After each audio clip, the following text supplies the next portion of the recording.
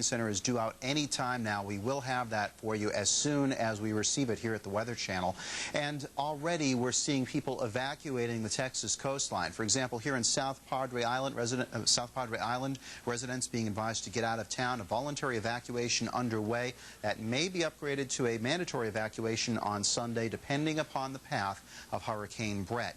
As you can see, many of the island's 2,100 residents and also the tourists on the island heading out across the bridge and the causeway to the mainland.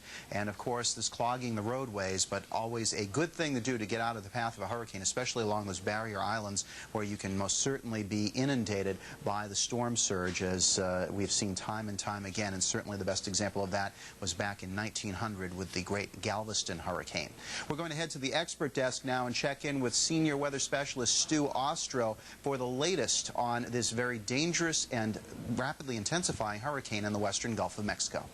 Thank you, Warren. For folks that might not have tuned into the Weather Channel since this morning, maybe out and about during the afternoon, then went out to dinner, we're looking at a much different hurricane than we were this morning. Category 1 then on the Saffir-Simpson scale, Category 4 now. How do we know that?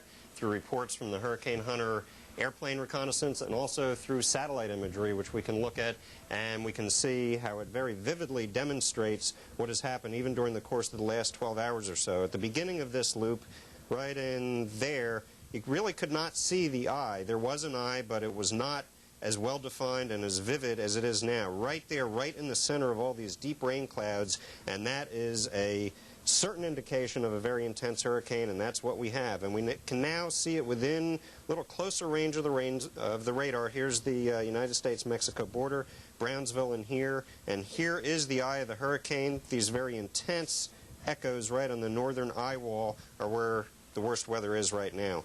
9 p.m. Central Daylight Time, we can see the top winds 135 miles per hour, much more than earlier, 953 millibars to 8.14 inches. That's quite a drop over the last 12 hours, and much of that occurred between, say, about noon Central Time and 7 p.m., which qualifies for a very rapid rate of deepening. If you're in this hurricane warning area in here, do not let your guard down, because we're still not sure exactly where the center of the hurricane is going to come on shore. By the same token, if you live north of the hurricane warning area, or even, for that matter, north of the hurricane watch area, that may change over the next half hour or so as the National Hurricane Center reevaluates things, and they might be extended farther to the north.